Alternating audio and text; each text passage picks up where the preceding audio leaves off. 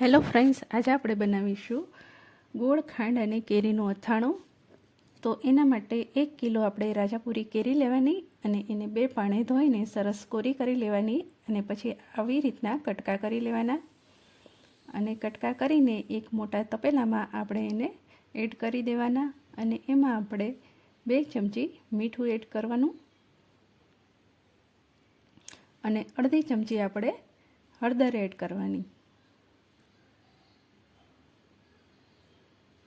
1 kilo કેરી છે એટલે આપણે અડધી ચમચી જ હળદર એડ કરીશું અને તપેલાને આવી રીતના ઉપર નીચે હલાવી લેશું, જેથી મીઠું અને હળદર કેરીમાં સરસ મજાનું મિક્સ થઈ જાય.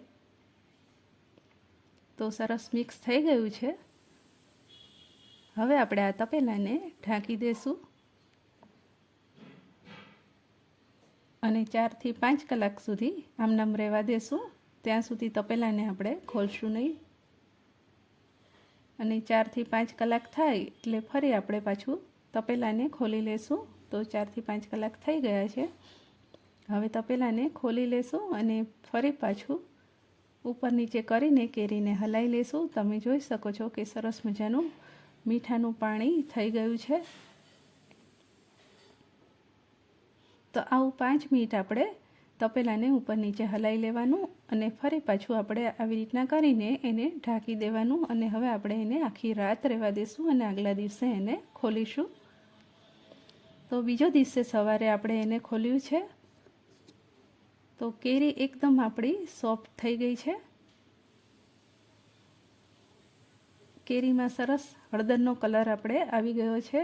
એટલે આવી રીતના આવી જાય તો સમજી લેવાનું કે આપણી કેરી સરસ અંદર પલળી ગઈ છે.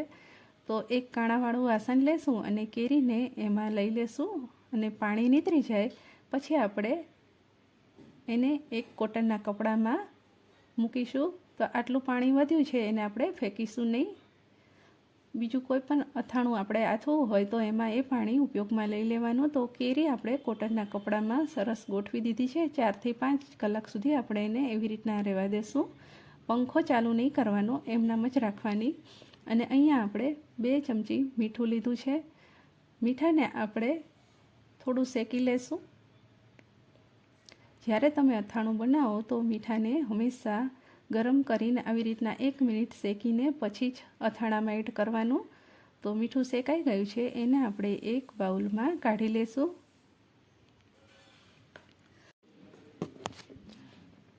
તો આપણે અહીંયા રાઈના કોરિયા 70 ગ્રામ લીધા છે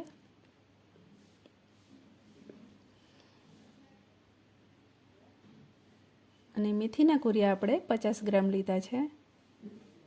1 કિલોમાં આટલી સામગ્રી જોઈએ છે અને આપણે ધાણાના કોરિયા 80 ગ્રામ લીધા છે અને ગોળ આપણે 500 ગ્રામ લીધો છે.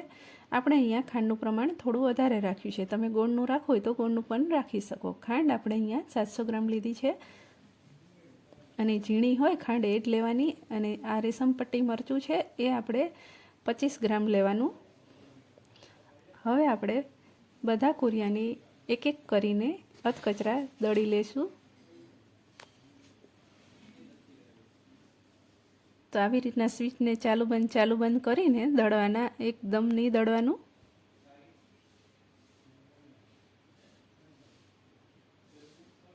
તો સૌથી પહેલાં આપણે અહીંયા રાઈના કોરિયા દળી લીધા છે. હવે આપણે મેથીના કોરિયા દળી લેશું. એને પણ આવી રીતના જ સ્વિચ ચાલુ બંધ કરીને દળી લેવાની. એને પણ અધકચરા જ દળવાના. તો આવી રીતના આપણા 3 કોરિયા દળીને તૈયાર થઈ ગયા છે. હવે આપણે 250 ગ્રામ એટલે કે 250 ગ્રામ તેલને ગરમ કરી લેશું. જ્યાં સુધી ધુમાડા ના નીકળે તેલમાં ત્યાં સુધી આપણે એને ગરમ કરીશું. અને પછી ગેસ બંધ કરીને આપણે એને થોડુંક ઠંડુ પડવા દઈશું. તો ત્યાં સુધી આપણે મસાલા કરી લેશું. તો એના માટે આપણે મોટો થાળ લઈ લેશું એટલે કે તાસ લઈ લેશું. એમાં સૌથી પહેલાં આપણે ધાણાના કોરિયા, પછી મેથીના કોરિયા અને પછી રાઈના કોરિયા એડ કરીશું. પછી આપણે 1 ચમચી મરીના દાણા એડ કરીશું અને 2 ચમચી કાચી વરિયાળી એડ કરીશું.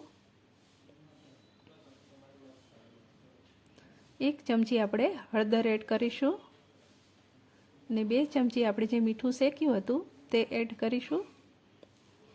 1 ચમચી આપણે હિંગ એડ કરીશું. એ છેક ઉપર રાખવાની વચમાં અને એની હિંગ ઉપર જ આપણે આ નવશેકું એટલે કે હુંફાળું તેલ એડ કરી દેવાનું બધું અને પછી તરત જ બીજું વાસણ તેની ઉપર ઢાંકી દેવાનું અને આને આવી રીતના 5 મિનિટ રહેવા દેશું. 5 મિનિટ પછી આપણે ખોલી લેશું અને બધી વસ્તુ મિક્સ કરી લેશું. હવે એમાં આપણે 1 ચમચી કાશ્મીરી લાલ મરચું એડ કરીશું અને 1 ચમચી આ વર્ષે દળાવેલું તાજું ઘરનું લાલ મરચું એડ કરીશું. વળી પાછું બધી વસ્તુ મિક્સ કરી લેશું. તો બધું એક સરખું મિક્સ ના થઈ જાય ત્યાં સુધી આપણે આને મિક્સ કરીશું.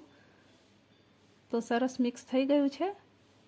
હવે આપણે આને સાઈડ પર રાખીશું અને કેરી ચેક કરી લેશું. તો કેરી એકદમ આપણી સરસ સુકાઈ ગઈ છે. તમે હાથમાં જુઓ તો ક્યાંય એનો કલર કે કશું લાગતું નથી. તો 5 થી 7 કલાક આપણે આને સૂકવવી છે. તો હવે એને એક મોટા તપેલામાં લઈ લેશું.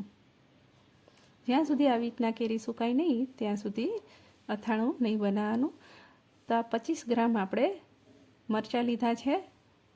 હવે આમાં બધો મસાલો આપણે જે બનાવ્યો હોય એ એડ કરી દઈશું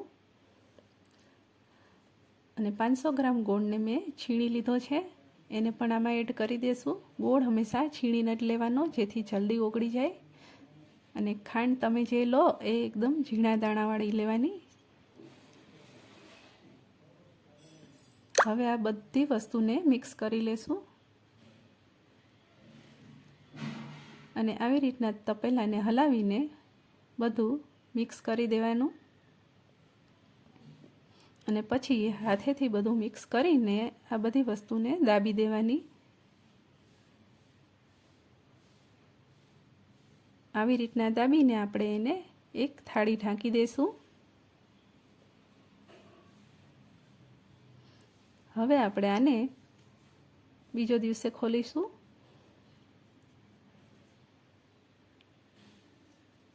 બીજા દિવસે ખોલો ત્યારે તમે જોઈ શકશો કે થોડુંક ખાંડ અને થોડીક ગોળ ઓગળી ગયેલું દેખાશે. ખાંડને ઓગળતા બહુ વાર લાગે છે અને ગોળ તો ઓગળી જાય છે પણ ખાંડને ઓગળતા બહુ વાર લાગે છે એટલે આપણે એને ફરી આવી રીતના દાબી દઈશું અને એને 5 દિવસે ખોલીશું. તો 5મા દિવસે આપણે આવી રીતના 250 ગ્રામ તેલ ગરમ કરી લેવાનું અને 6ઠા દિવસે જ્યારે આપણે ખોલીએ ત્યારે અથાણામાં સૌથી પહેલાં એડ કરી દેવાનું. એટલે કુલ આપણે આમાં 500 ગ્રામ તેલ લીધું છે. પહેલાં 250 ગ્રામ અને પછી અત્યારે 250 ગ્રામ એમ કુલ આપણે 500 ગ્રામ આમાં તેલ એડ કર્યું હતું અને આમાં સિંગ તેલ જ એડ કરવાનું, બીજું કોઈ તેલ એડ નહીં કરવાનું. અને તેલ એડ કરીને આપણે બધું મિક્સ કરી લેશું અને તેલ એડ કર્યા પછી આપણે એને એક બાઉલમાં ખાવા માટે લઈ લેશું. આપણું અથાણું તૈયાર થઈ ગયું છે. તો ખાવા માટે એક બાઉલમાં આવી રીતના લઈ લેવાનું. તો તમે જોઈ શકો છો કે અથાણું આપણે એકદમ રેડી છે. જ્યારે તમે અથાણું ભરવાનું હોય ત્યારે બરણીને એક દિવસ તપાઈ લેવાની. અથાણું ભરવાનું ત્યાં સુધી બરણીમાં અથાણું ભરવાનું નહીં. તો આપણે અથાણું બરણીમાં ભરી લીધું છે. જો તમને આ વિડીયો પસંદ આવ્યો હોય તો વિડીયોને એક લાઇક કરજો અને હજી સુધી ચેનલને સબસ્ક્રાઈબ ના કરી હોય તો સબસ્ક્રાઈબ કરજો અને બેલ આઇકનને પ્રેસ કરજો જેથી નવા વિડીયોના નોટિફિકેશન આવે.